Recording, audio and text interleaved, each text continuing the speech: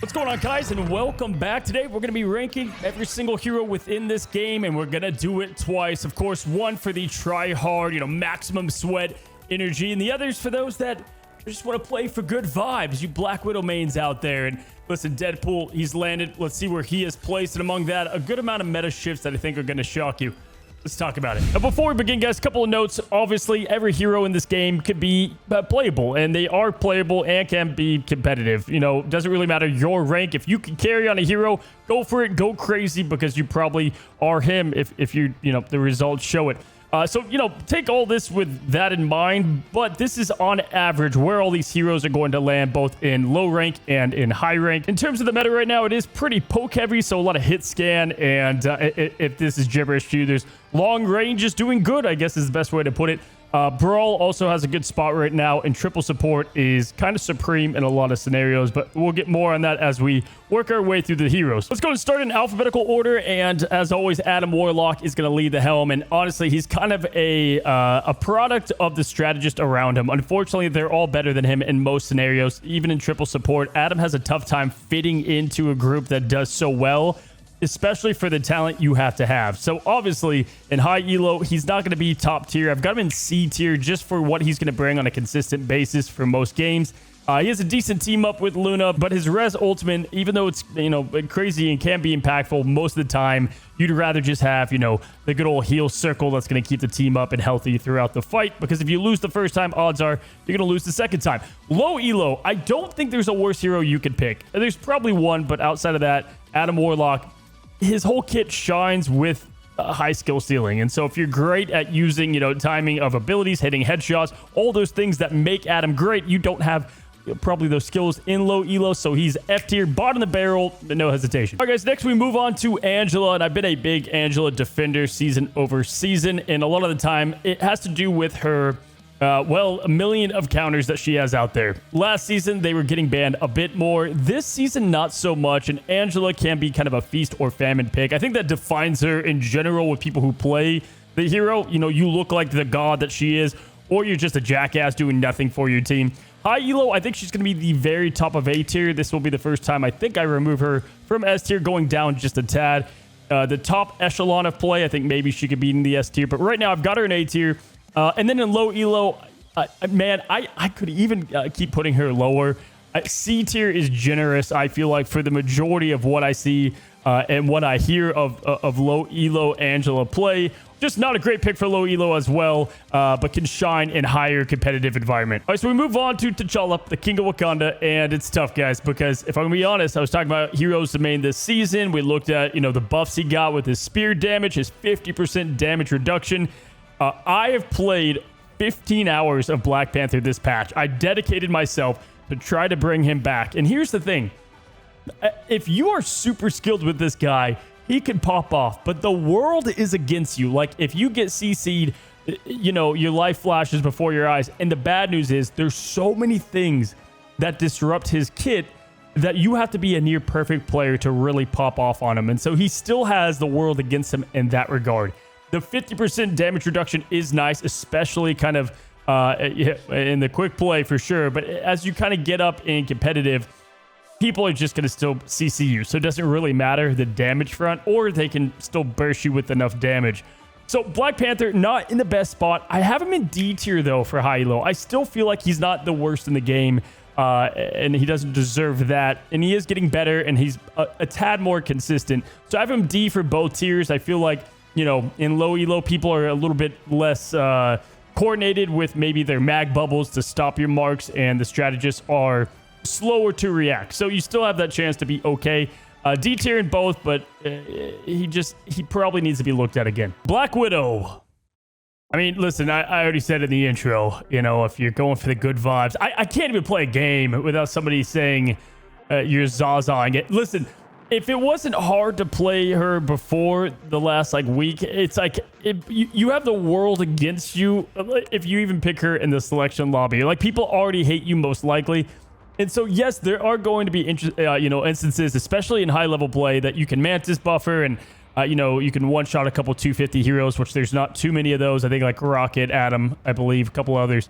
Outside of that, though, there's just really not a ton of use. You know, you do have that one-hit combo. There are some cracked Black Widows out there, don't get me wrong. But listen, guys, who are we kidding? High elo, we're going to banish her. I am going to put her in the top of F tier, if that counts for anything.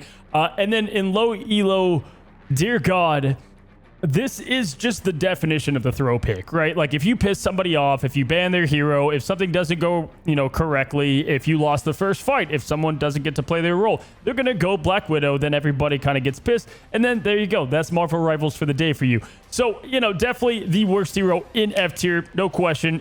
You know, her and Adam are kind of sitting there alone at the bottom. All right, we move on to Blade, who was one of my most played heroes, especially in the last month, and you know, they buffed him, and a lot of people are looking that it's more of a nerf. And it's kind of tough because it is, you know, his shotgun, I think, is his shotgun dash is awful now. But he's such a hero of momentum that I feel like the more momentum you can get with him, you can get kind of terrifying with his blade now and that anti-heal. But it feels like you're just in an anime movie, just like chopping, slicing, going crazy. I swear it takes me like 30 seconds to take down a Groot, and that's with like nobody on him. With that anti-heal, that pressure is a little bit more, and you can be a bit more lethal. But they've got to make up something with his kit. It just doesn't feel right altogether. I don't think he's as bad as people are saying, to be honest. I still think he's plenty viable. I love playing him. I'm going to put him actually higher in low elo. I've got him in B tier for low elo. People aren't as coordinated to get rid of him, and that aggression and momentum as he's slicing and dicing, you know, very quickly with his like 10 full meter. Is very hard to stop with low skill level. High, though, it's just tough. I've got him in C tier, probably a high C tier for high elo with those certain blade mains. You know who you are. It can obviously kick ass with them. We move on to Bruce Banner, who did get a lot of buffs now, a couple back-to-back. And is he back? How's the Hulk doing? I think there's a couple heroes I'm going to talk about today that the jury's still out. We don't know exactly where they're going to land. I will say early on, the Hulk is still kind of middle of the pack, at least for me. I think in pro play, he can move up, but there are better options, most likely. And I think people, you know, clearly want to play the Hulk. He's very fun to play, but is he extremely viable and competitive play? I've got him in B tier for high elo. I think that's about where he's going to settle for now. And then in low elo, he's like a toddler, right? Like, they are dangerous things, but they lack the strength to do anything. Like, the Hulk is a D tier hero, and I think that's being generous. He just doesn't do much in low elo. He's an old battery. He kind of, you could jump around more, I guess, but you're just not going to offer for your team what other tanks can do. And it's hard enough to get a Vanguard at low level play, so Hulk is not the option. Captain America, Steve Rogers. I always love looking at people that play like Vanguard, and they're like, you know, and if you don't play Captain, you're like, he's not that bad. And it's because you're never seeing him in a match. He's just beating the hell out of your backline. Captain America got a buff. His shield is, you know, you can throw it much more for finishing kills or just having more aggression. And he fits perfectly in a triple support meta. His ult's great, the defensive ult that he's going to continue to just always have that nicheness about him. He's hard to kill. There's so much to be said. And his skill ceiling, as you guys know, I think is at the top of the list. If you perfect a hero at the top level of playing Rivals, I think Cap is one of the best in the game. I've got him in A tier for high elo on a consistent basis, where I think he lands amongst dive heroes, especially with coordination. In low elo, I've got him in C tier. You're kind of just surviving a lot. I see a lot of people pick him and you're not going to get the coordination, but you do get some of the other stuff. So you're getting kind of a slimmed down version honestly, you're getting like the slim Captain America than the, you know, super soldier. Okay, so Cloak and Dagger, and they just got a lot of buffs. Obviously, you get, you know, double use of the Terror Cape, or you can, you know, get the Light Force out there. The bubble got better, and I think the hero is much stronger. In a world where Magneto isn't, you know, the best tank, you know, she's going to get even better. And I feel like people continue to be hard on her for no reason. First of all, you guys know the drill. It's a tier list, so S tier for low elo, no question about it. What you get out of this hero for the level of effort you need to put in is just absolutely worth it in most low-ranked matches. Like, if you're even having a bad day and you're like a duelist main, like, just go play Cloak and Dagger. Like, and you'll just feel like you have good impact for your team. At high elo, I think she's low A tier. I'm going to put her there, you know, pretty confidently. I feel like what she can offer the team now feels like a very good balance and mix. You know, does she stack up to the top of the top strategists? Probably not. If they're banned, though, this is a great, you know, second option. And overall, I think she offers plenty of the support that you're looking for from a strategist. So Cloak and Dagger, I've got an A tier for high and S tier for low. Next up, the lawyer, Matt Murdock, Daredevil. And he got a little bit of a nerf. It was a little bit of a nothing burger. However, the more that I've seen Rivals play out with this hero, the more I've understood that unless you've got the talent to play him and the mechanical talent, I don't know why I'm trying to find another word, it's tough to get the max value out of this guy, especially a little bit with the given meta. I'm going to put him at the very top of A tier for high elo at most level of play. You could maybe get away. Actually, I do think you could put him in S tier. So if you are gifted from the keyboard and mouse god above, then absolutely top tier hero in the game. But the majority of people, I think he's going to be an A tier. And then in low elo guys, like it drops down pretty significantly. I don't think I could put him really much higher, maybe B, right? Like you're just not going to get the value that Daredevil brings. And, you know, certainly you can practice on him in low elo, and by the time you get to high, you can have all those things nailed down perfectly. But when it comes to his fury and the players around him, they get better at realizing how to take care of him and what matchups can actually take on Matt Murdock. So B tier for low, A tier for high. Let's talk about the newest hero, guys, Deadpool. Where does Deadpool land? Well, certainly not all of his roles are going to be the same, and they're definitely not. Let's start with Duelist Deadpool, who I think gets the worst rap of all of them, and that's because he takes by far the most skill to play. And for that reason, he is awful in low elo, and definitely someone you probably should not play, even as much as you love Deadpool. Save it for quick play. I've got him in D tier for Duelist Deadpool in low elo, and I've got him in B tier for high elo. I think people don't understand that once he does get upgraded, this guy can be a snowball demon that is like as scary as a Daredevil in a lot of games. But that's kind of the problem with him. He takes time to get better and better, and you know, you got to get things rolling for him. But if you can nail your headshots and you can, you know, jump, bunny hop from one to the other, his ult is terrifying, especially how fast he does get it. And his damage output is there. His survivability, you know, comes online as you upgrade him as well. So again, I think he's better than people think. With the Vanguard Deadpool, this is one I think people were very high on at first and kind of coming down a bit now as we've seen what he does. Having guns for a Vanguard is cool, but I feel like he does a lot without doing a lot. You can live a fair amount, but you're not offering all that much. It's like a Captain America player or a Hulk player, even Venom, that hasn't like mastered the hero. They're kind of just back there doing things, but they're not getting eliminations or getting the space. His little bubble feels like that needs to be the first thing that gets a buff because it just feels underwhelming. On a consistent average, I have Vanguard Deadpool at a high B tier. I think this is probably the one that could change the most and is definitely going to, you know, hurt some feelings. Listen, I want Deadpool to be great. They've already like adjusted some of his visual clutter and all that. And I think he's the easiest hero to adjust because he has a million abilities in the upgrade book. And for the love of God, if I have to hear Galactus voice lines with him one more time, I'm going to lose my shit. They have to put a setting for this or I'm going to lose it. But let's talk about Strategist Pool. I think he might be broken. Having a defensive ult every single match, almost, or you know, fight is so busted in this game. The damage boost, he has great healing, good AoE healing. A lot of his abilities are simple to pull off. If you've been playing competitive, it's no shock to you because he's banned, you know, all the time. Right now, Strategist Pool, no question. Heal Pool, I guess. I gotta like, we gotta have official names. Put them down below. But Heal Pool is correct. I'm gonna put him in S tier for high elo, and then with some of the mechanics you need, I have him in A tier for low elo. Doctor Strange. Okay, guys. So obviously the portal tech in general keeps this guy employed in every single game. You're gonna see him, and because of that, yes, he's a great hero. They gave him buffs with his mobility and a little bit of his AoE pop. And where does he land now? He's kind of like this strategist I've been talking about, like Adam and some others, that the other Vanguards oftentimes give a bit more value. And here's the thing, right? The mobility that he has is much better to hit those Agamottos. Like, oh, it's so clean now. The problem is, at pro level play, I think he's going to be used a lot more.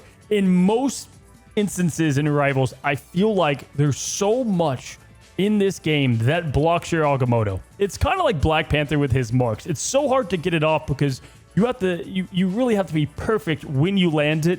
So yes, it could be easy play of the game, ace, you know, win it for your team, or just a complete like Aga no. Shit, that was stupid. I've got him in B tier for high, and then A tier for low. I think those Agamottos are easier to hit. He's now much easier to play in general, and his AoE getting more damage, like all of that is just going to make his play in low elo that much better. I think he's a very safe Vanguard option, especially if you're new to the role.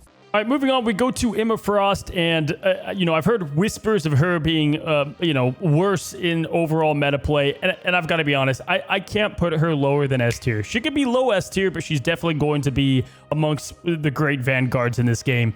You know, if Poke didn't exist, she would be unstoppable, and simply put, getting that buff obviously helped her melt people that much more with her primary, but she's always going to fit in as a counter to a lot of heroes in the game, but also just this great presence. In low elo, she could be the solo Vanguard, and in high elo, she's such a threat. We've seen it time and time again. Yes, there are other takes that I think shine a tad above her, but she's definitely still such a staple pick. Love Emma Frost, S tier for both. Gambit, he took some nerfs, guys. He took some nerfs, but he still just feels absolutely illegal. He doesn't fold. His ult is still absolutely crazy, and all of his kit, like outside of his healing and his ult that's so easy brain off to help the team, you know, get the team wipes.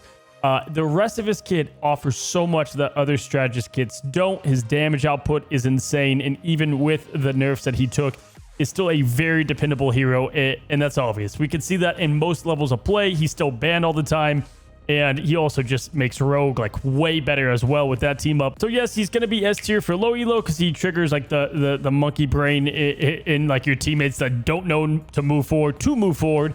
And then in high elo, he's perfect in organized play. So no question, one of the best strategists in the game. We move on to the tree, and where do we have Groot? Let's start with high elo. He's probably the best Vanguard in the game. His ultimate is game deciding and or like point deciding. His walls and his perfection in stopping the poke is very good, and his skill ceiling is infinitely high. The way that you can block heals from the enemy team, you can create like a Roman Colosseum to fight just like the tanks and the duelists together, or you can just go crazy with his ult by yourself. You can combo it with Blade, with Moon Knight. I forgot to mention that point on Blade, why I like him. That is, you know, a pretty lethal combination. But altogether, Groot is absolutely disgusting, especially in high elo, S tier, and possibly best in class. You'll have to wait for the end of the video. In low elo, you take all those things and you can't do it, right? The wall tech and the coordination, all those things that make him great, not so much. And you don't see him play that much, especially from what I've heard. He is just not as good as other options down there. With the skill that you need to have. So I've got him in C tier for low elo, and then high elo S tier. Hawkeye, if I had $1 for every time I watched a kill cam and that Hawkeye didn't mean to hit that shot, I'd be a rich man. I hate this hero, I really do, but where do I want to put him on a consistent basis, right? Because we always talk about you either have the god tier Hawkeyes or the absolute dog water Hawkeyes, and for the most part, if they're on the enemy team, they're always going to be the top tier. He's one of those heroes that, man, if you're a Vanguard player, you know this very well. You just you see the Hawkeye in the opening first fight, and you're just like, damn it. There goes my joy. Like, he can just suck the fun right out of the match because of what he can do, and you have to play so well around him. But consistency, how good is he? I've got him in B tier for high elo at the top end of things, because he is easy to answer and or counter at high elo with coordinated play and dive. In low elo, I had him way lower in past seasons, but if I'm being honest, again, you can just get lucky with these guys' shots, and how he works in general is pretty stupid across the board. I think I've heard that low elo people hate him more than high rank players, so I've got him in B tier because you do need the mechanical aim to be very good at him, but he does, you know, he can pop off a little bit more in low elo. So B tier for both. Okay, so we have Hela up next, and I love this. You can always tell when we've got like returning players and they've got the Hela Lord, and like they're not that great, but they used to be good because, you know, Hela was supreme for so many seasons, and she still is, you know, a top pick in DPS. There is a spoiler. Phoenix is a better pick in almost every single game, and so because of that, Hela, you know, is kind of always like little sister to, you know, the best DPS in the poke hit scan region, but Hela's still very good. Also, a perfect answer to brawl comps, right? If they have a thing, a magic, whatever, all of a sudden this ult that's so easy to shoot down becomes an AC 130 and the entire team dies. I've got her in low S tier for high elo, And then I've got her at bottom of A tier for low elo. You're going to have the aim and the mechanical skill to get it off, but her ult becomes more consistent, and overall, like, what people can do against you is going to be lowered. So she is good if you do shine with, you know, the mouse aiming console, whatever. So Human Torch is up next, and he's going to be our first flyer I believe we talk about. And if it's no surprise to you, we've been talking a lot about hit scan, which means ultimately flyers are going to struggle pretty massively, especially right now. The way they've designed Human Torch is kind of weird because he's like this shotgun flyer that wants to be up close and personal, but most of the time, when the hell is that situation going to, you know, come about? If you risk yourself going up close, you're gonna die, right? So it's a very tough thing to figure out as Human Torch, and you don't see him play that much. He can be good with like Ultron, maybe Mantis, sometimes with that triple support, sometimes with other flyers, but most of the time, that pick is just better off being somebody else. There are some really good Human Torch mains. If there's an animated Lord icon one out there, I'm sure you are absolutely dominating them lobbies. So in low elo, I've got him in C tier, and I know that's kind of contradicting what I just said, but obviously his scan players aren't as good, and you can pull off some of his shotgunness a bit better. And then I've got him in C tier as well for high elo. He's not the worst of the worst, but definitely nowhere towards the top of the DPS. Invisible Woman, the disappear is right up there with, like, again from Bucky. That it's just an old line that I hate so much. I hate this hero, mainly because she counters with the push and pull, like 90% of the heroes I like to play. She did get a nerf, but they didn't nerf the things that she does very well. Her survivability is a little bit less, but she's still very good in this game. Her healing output and the way that she plays, and ultimately the sustain of staying alive, is so important in both elos. Not much more to say about Sue Storm, other than with the new animated Lord icons. I feel like this is the one I see the most. Like, you Sue mains you're so damn dedicated, but yes, I've got you for S tier for both. All right, we move on to Iron Fist. Continues to get buffs, and, you know, he's such a weird hero because oftentimes, you know, like when someone locks Iron Fist on my team, I'm like, you know, okay, we'll see how this goes.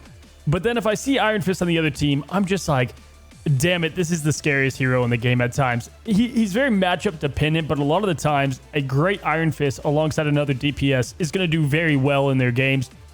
In low elo, you know, you do lack some of the skill and or just how the lobbies are ran. So I've got him down in B tier for low. But in high elo, I do have him in low A tier. I think that he can, you know, do very well, obviously, against Vanguards and put a lot of pressure on them. But also now with the way, you know, that the buffs that he did get is going to make him that much better against squishies. So he is on the rise. He continues to go up, and I'm not surprised at all if he just, you know, rockets towards the top of DPS play. Iron Man is the flying lawnmower, as I've continued to talk about him. This is one of those heroes, especially with his, like, iconicness in Marvel, that just needs to get buffed, right? Like, Jarvis, fix this damn man. Now, let's start with the good. In low elo, I think that the things he does bad aren't as big of a problem, right? Like, those hit scan heroes can't take you down as much, and his heavy damage is very hard to deal with when people can't shoot a flying object in the air, which is a lot of the time. So I think he's actually a great pick in low elo. His ult gets that value because for whatever reason, people aren't playing with volume. I don't know how you don't know he's coming, but his ult gets way more value. So he's going to be A tier, top of A tier for low elo. But I have him at the bottom of the list. He's going to be F tier for low elo. And I think the hero that needs probably the biggest adjustment right now in the game. He just needs to be quicker, maybe deal even more damage. Something, or like a shield, something has to happen to make him more just like consistent. And this is especially considering that like Phoenix and Hela, they just like beat the hell out of this man. Jeff the baby land shark. Listen, we've all played the games with the Jeffs that are horrible and the ones that can carry the lobby. Where does he land ultimately? It's kind of tough, right? Because there are better options for strategists a lot of the time, but there are tons of maps in play that Jeff fits perfectly. Now with Daredevil and Deadpool, and Magneto ults, like there's a lot to fear with the ult. You can die pretty easily even if you get like nearly the whole team, but he can offer pretty consistent play overall. I've got him much high. I've got him in A tier for low elo. I think he just does his whole kit and getting the ult off. All those things happen a lot easier in low elo. And then high elo, I've got him very top of B. With like obviously the best of the best Jeffs making that look laughable, and he could be even better than that. But that's about where Jeff's gonna sit for now. Next up, we got Loki, guys, and ever since Lady Loki came out, there's like 1,000 more of these. But that's also because he's a very good hero, especially at high level play. Triple strategist, this man makes a lot of heroes irrelevant, and the double Gambit is the biggest cancer in the game. I think that at high level play, he's one of the best. I have him in S tier, no question. His damage and his healing, and his kit with his lanterns and his shiftiness, very good hero. And low elo will always maintain what he has been. Even in the Loki Luna meta, if you did play Rivals back when that was very popular, I feel like Loki is like played way more DPS heavy for whatever reason in low elo, and the skill ceiling needs to be higher, so I do have him in B tier probably for low. The Snow. I mean, I guess like enjoy it while it lasts, but I don't think she's in the best place at the moment. I've got her in B tier for both tiers, and that's for different reasons. Now, in low elo, I think you do have to have aim and good mechanics to play her at a decent level. And then high elo, her survivability is still not there, even with like giving the idol to herself. She just doesn't have as much sustained power as some of her other strategist companions, and so she kind of struggles between both of that. Also, her ult, after it got its nerf and how long it takes to get, because it is annoying, you know, it's just not where the other ones sit at as well. I think Luna could be good in a lot of cases. Her damage is kind of crazy. Like, there's a lot of times I'm playing her and I have ace and I look at my healing and I'm like, it's pretty good, but my damage is crazy.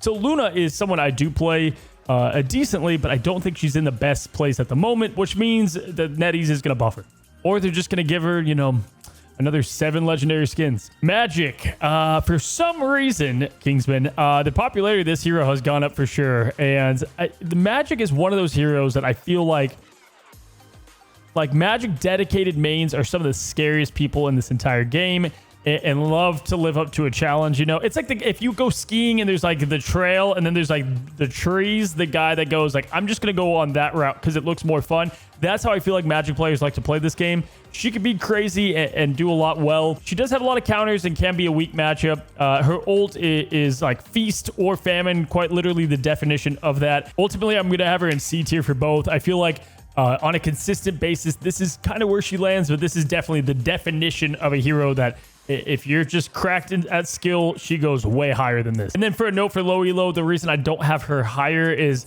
like with her ult, right? You need a team that's cognizant and goes in with you or buffs you up, and like you can carry King, but also not because they're not there. Magneto Rivals is essentially the name of this game at the moment. He's kind of right there with Hela as just a hero that's been good for so long, and then Guang, they were like, hey, what if we gave him 2 bubbles? Then what? And I'll tell you what, he is picked all the time and is the King Vanguard in the game. He's one of 2 best with no question. He's great at offense. He's great at defense. He's the poke god himself. His ultimate is a perfect counter, and he can be played anyway. So he's obviously S tier. He's been S tier for a long time. Very easy to pick up and get the value out of him in low elo, and he's just him in high elo. Okay, so we move on to Mantis, and there's a good amount of change here from past seasons. We're going to start with high elo.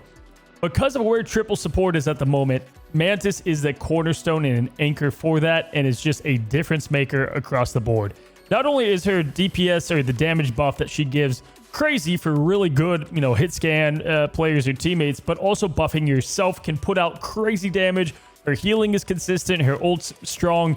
She is a S tier hero, I think. Probably not like the top of S tier, but definitely deserving of that tier, because nobody can really offer what she does, especially in the meta that we're in. In low elo, a lot of those things don't exist, right? I think she can help against dive, you know, if you don't have teammates that are going to peel for you with your sleep. And, you know, she's a little easy to kind of manage somewhat. If you feel like, you know, you're stuck in elo hell, play Mantis. It's going to kind of help you get out of that. I have her in B tier for low. Mr. Fantastic, I think, is officially off the sleeper radar and is now kind of brought to the limelight. I have him at the top of C tier for high elo, just right now in the given meta of playing kind of where he belongs. I don't have him at the top of the list, but he's still, you know, he can be a great option. He's kind of right there with Magik in some regard.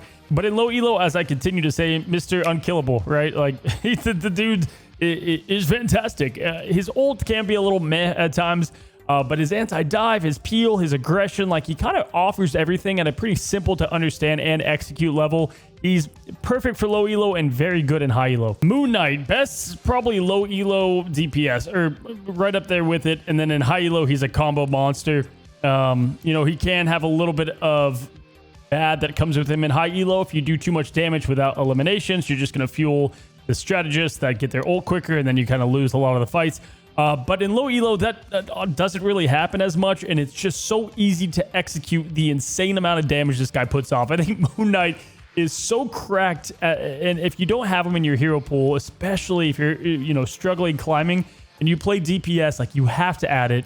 If they have Loki, it's just free. But even without that, with the rise of Namor and his consistency, his ult is, super fast charging, great to get out of point, even good for just pressure and or combining with another ult that pushes them back, right? Like if you have a cloak and dagger that ult, put it behind that and the team's going to back up right into it and you get free kills. A lot of ways to play him. I've got him in S tier for low elo, and then for high elo, I do have him in the top of A. Namor is crazy, and he's not just the team up guy anymore. They kind of like gave a hand slap on the Hela Namor team up, which is stupid good still. And then they just buffed literally everything else. His turrets are so much more consistent. He's good for anti-dive. He's great to have that sustain on the point.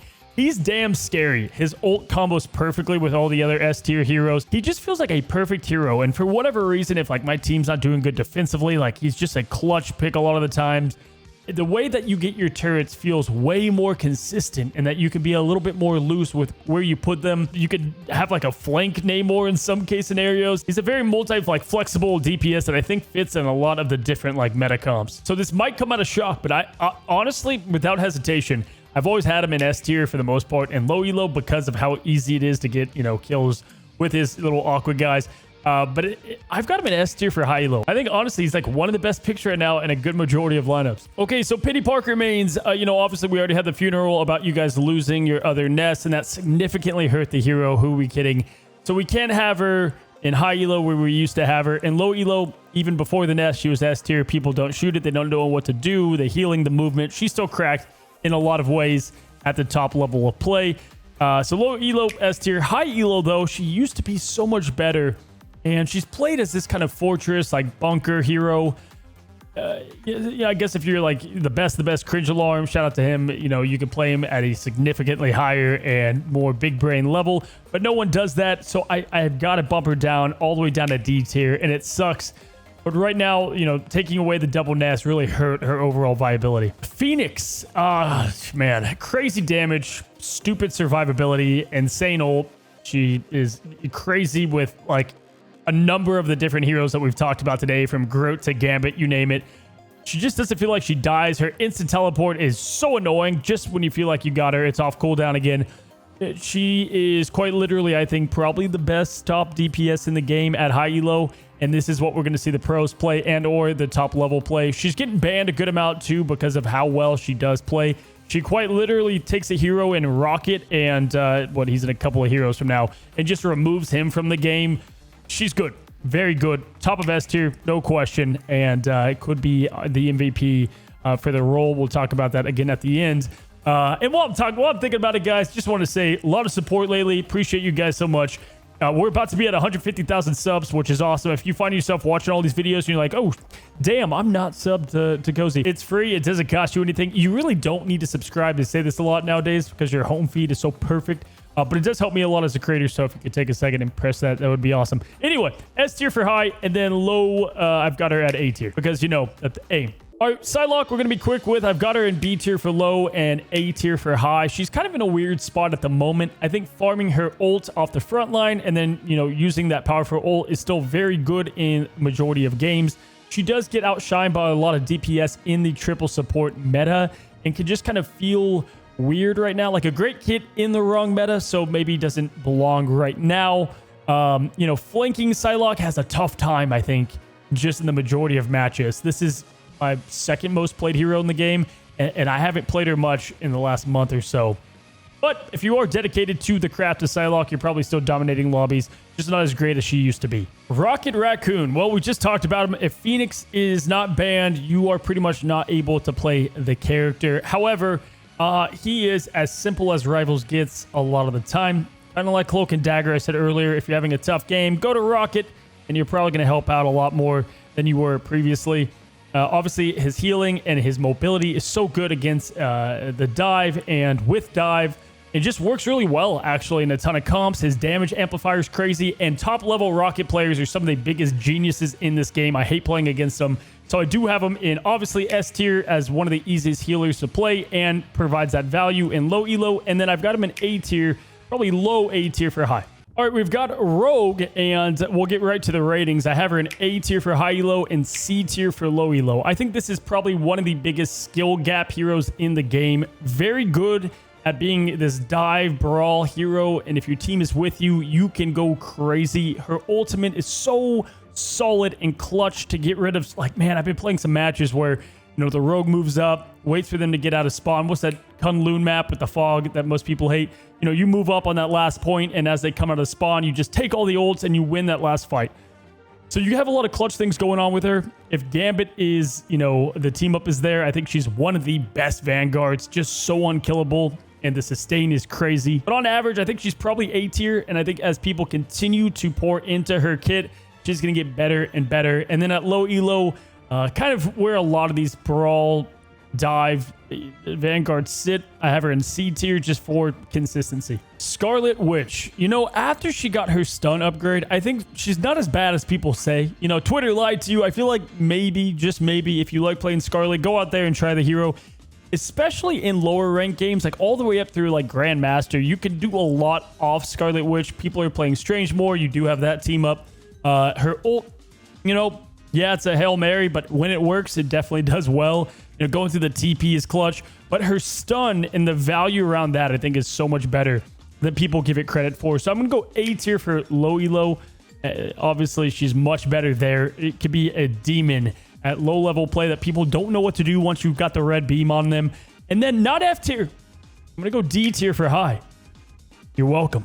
Spider-Man, we got C tier for low, B tier for high. Obviously, he is either completely, you know, solo carrying or speed running the respawn room. It's one or the other, and there's no in between. There are Spider-Mans that make the game look like they're playing a whole nother, like they are playing a solo player campaign mode while everyone else is playing the hero shooter.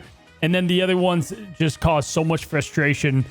Very hit or miss, kind of like Hawkeye. That's kind of where I have them on the ratings. Obviously, in low elo, that consistency is definitely not there as often.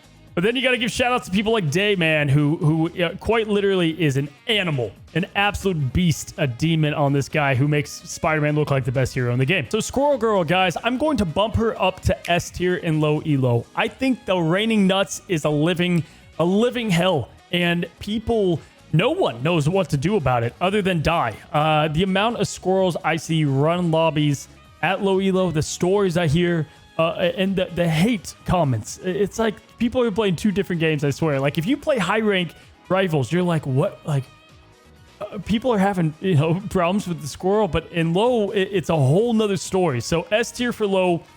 If you can learn where to bank off like some of your shots with the acorns and the nuts, you could go crazy on a lot of maps like Clintar and Yggdrasil. Just like if you want to pick up a new DPS and you are like between, you know, if you're below diamond, whatever. For the high rank play though, on average, maybe D tier. And I think that's probably being generous. I actually know. I do feel like she probably belongs in niche situations and she can get value. A lot of the times though, you're doing so much damage without killing anybody, and then you've got the Moon Knight problem and you're feeding the supports, and she's easy to deal with, so a lot's going against her at high level play. We move on to Star-Lord, and I'm probably higher up than other people are, but there's no reason for me to move him down the majority of the time. He's going to be at low S tier for high elo. He could be very top of A, but I think his matchups against the hit scan is perfect for him. His ult is crazy. Him with Gambit is solid, and his his mobility and his survivability is top of the charts. He's not falling. Like, I still think he is one of the best DPS in this game. At low elo, you do need a little bit of that skill to truly make his kit shine. Like, you're not skipping iframes on an Agamotto at low elo, so I do have him at the top of A for that. But S tier for high. Storm is pretty easy, right? Like, if your team is coordinated, she's terrifying. Her ult is one of the best in the game. I think in low elo, her ult makes her so crazy, and in high elo, the coordination makes her good. So I've got her at a solid high B tier for the niche situations that she does, you know, play. She's one of those heroes that I think is worth giving her the time. So if you do want to try to play Storm, like, you can offer something no matter what level of play that you're at. And, you know, with the Jeff Natos, man, if you play with a cognizant Jeff, you're going to roll lobbies. Unless, you know, they have a Phoenix, which they probably do. The Punisher, old reliable, right? Where Groot is just shining so much. Where does the Punisher land? He's kind of an interesting pick, right? Because there's better there's probably better roles to play or better DPS to play at high elo. I've got him in B tier, which I think he's kind of been at for a while in that old reliable spot. And then in low elo, I think his damage is very tough to deal with. His turret, his shotgun is, God, his shotgun, when I use it, I feel like I do nothing. And when people one-shot me with the thing, regardless, though, I've got him in A tier for that pressure. His ult, you know, he's easy to combo a Luna ult with and get a team wipe at times. So Punisher is a very interesting hero in Rivals that I think should be better than he is. The Thing, I think is slept on, guys. This is a hero that I put a lot of time in lately, and obviously he's going to struggle at range, but he dominates in Brawl and is very good in a number of maps and situations. And honestly, in some of those situations, it can be played every single match. His aggression, knowing when to peel and dive is obviously important with him. And if you have good strategists, you can just put so much pressure on the enemy team and punch right through the shield, punch right through the, you know, the Vanguard front line that causes them to back up. And you're kind of that reason that gets that movement and space making what you want to do at low elo. And he's very easy. You know, if you don't know how to play the Thing, I'm going to help you guys out. Quick guide here. Press right click. That's about it. If you're playing mouse and keyboard, I don't even know what the hell the button is on controller. Somebody help me out down below. And high elo, I do think he's low A tier. Again, I think he's slept on. I think he fits very well in the comps that he works in. Obviously, if there's some Vanguards not being able to be played, whether they're banned or whatever, Thing's a great compliment. Like, his ult comes around so fast, you can farm the ult in the ult. So if you get like a 5-piece, again, I can keep going. I've fallen in love with this guy. All right, so Thor used to be this guy that I would put high up in low elo and then kind of low and high elo. That's a mouthful. Obviously, in low elo, he's still the guy, man. He's still an absolute bully, as I've always continued to say. He's so good in that damage role. Like, he's such a high damage burst hero that it used to work in low elo because people could not deal with you, and your mobility is crazy, and all those things still make him a very solid pick in low elo. In high elo, the way you can kidnap and do 180s, and put it this way, the highest level Thors are some of the most scary people to play against. I've played ones that have completely, like, I was having an off day, and my teammate, I watched this guy, like, I was just sitting there watching him carry this game for us. Like, it's insane.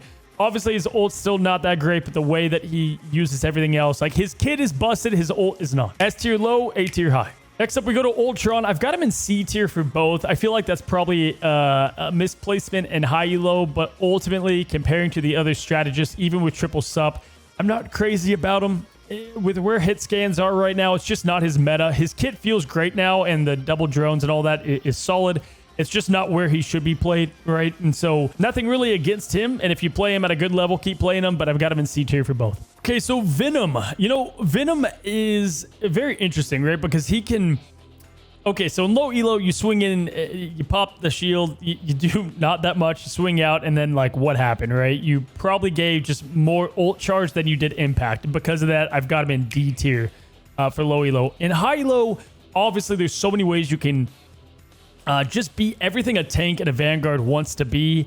In comparison with the other ones, I've got him at the top of B, and that's about where I could place him. I'd rather a great Venom than even, you know, a good Deadpool Vanguard right now. So if that's any, you know, comparison for you. But I feel like the Venoms I play with are either offering so much for the team or not, and that's where the consistency comes in. We're almost done. I got Winter Soldier, A tier for both. Point, click, delete. He does his thing, and he's continued to do it well. Has not received a nerf. Is like Mr. Top of A tier and will probably never move. I've had him in S tier a lot too. Probably would put him in there if I had the space, if I'm being honest. But yeah, he does everything you want to do well and is a very good anchor for a team DPS-wise. He's the perfect snowball at high elo, and then you can still do a lot of that and get his impact. Like, his skill floor is not as bad as people think. Last but not least, we got Wolverine, who I also have in the same tier for both, and it's going to be B tier. I do think there has been better metas and places for him. Obviously, there are ones that can pop off and go crazy if you get the kidnaps, if you can, you know, team wipe with the ult. And where Groot is right now, you can feast. But for the most part, I think he's in a little bit of a weird spot overall. Definitely, I think he could be higher, and I think at pro play, he's much higher than this.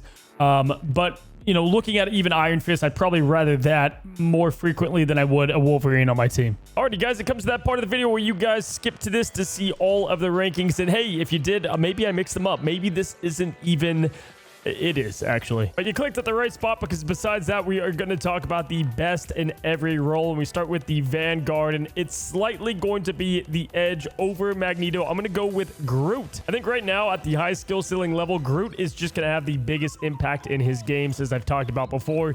For Duelist, I think Phoenix is probably going to easily be the biggest impact DPS in terms of pure damage. Just what she can offer with her ult and combos, and how she, synergizes with the rest of the top tier characters. And then for the strategist, yes, heal pool is right there, but I still got to give it to Gambit. I think right now he's still the best overall strategist in Rivals, especially having the best ult in the game. So there you guys go. That is every single hero and where I think they rank in both high and low elo in season 6. And of course, guys, let me know down below, what did I get right? What did I just painfully get wrong? Love hearing you guys just mob down below. And if you haven't already, guys, please subscribe. Help us build up the channel. We're actually, I think we could get to 150K with this video, which is awesome. So anyway, guys, appreciate all the support. Until the next one, happy rivaling.